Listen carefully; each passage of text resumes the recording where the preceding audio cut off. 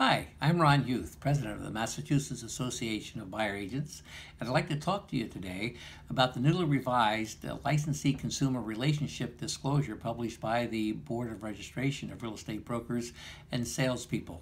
There were some very positive things that were done in the new disclosure, and there were some things I have a concern about. But let's take a look at the disclosure itself.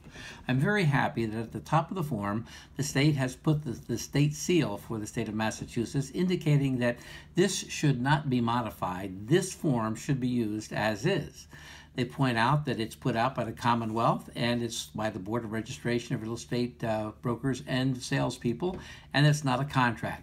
It's to be given the very first time a licensee meets with a consumer to talk about any specific real estate, and then it gives the caveat emptor that basically says make sure you understand what your relationship is with a licensee with whom you're working. Jumping to the bottom of the form, once the licensee is explained to the consumer, the licensee is asked to signature, to print their name, and then to write their license number personally. The brokerage firm also must have their name and their license on the form as well. The consumer is then asked to signature indicating, yes, the licensee explained to me what my relationship would be if I should decide to buy a home through them. Now, as a buyer's agent, I do have some concern that they've made a twofold division of non-designated agency and designated agency. And I'll come back to that as to why that does concern me after we look at the back side of the form, which really breaks it down for us in a very helpful way.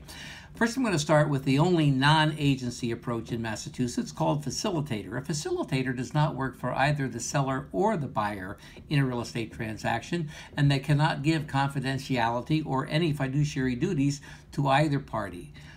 Seller's agents and buyer's agents, on the other hand, are required by law to give to their respective clients the fiduciary duties of obedience to the client's lawful instruction, undivided loyalty, full disclosure, confidentiality, accounting and accountability, and due diligence. Each of these representatives must give those duties to their respective clients. But what happens when the same company is trying to represent both the buyer and the seller in the same transaction? Well, you then have dual agency.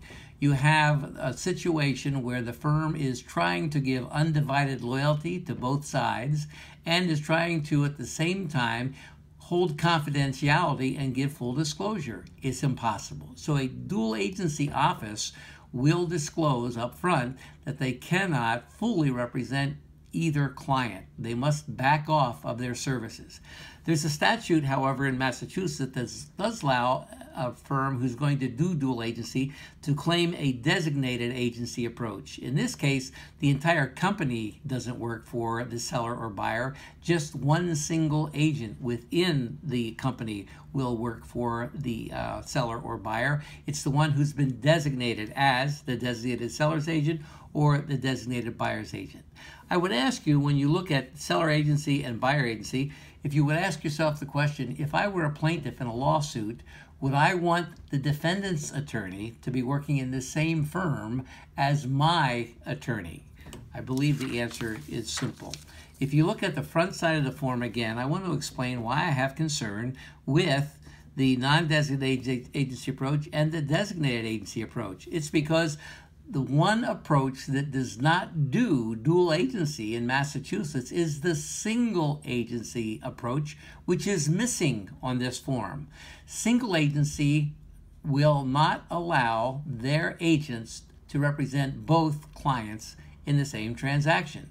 The Massachusetts Association of Buyer Agents only allows their members to represent one client in a transaction. So if you were a buyer using a buyer's agent from the Massachusetts Association of Buyers Agents, you'll likely walk away from the closing table with a home you bought and not one you were sold.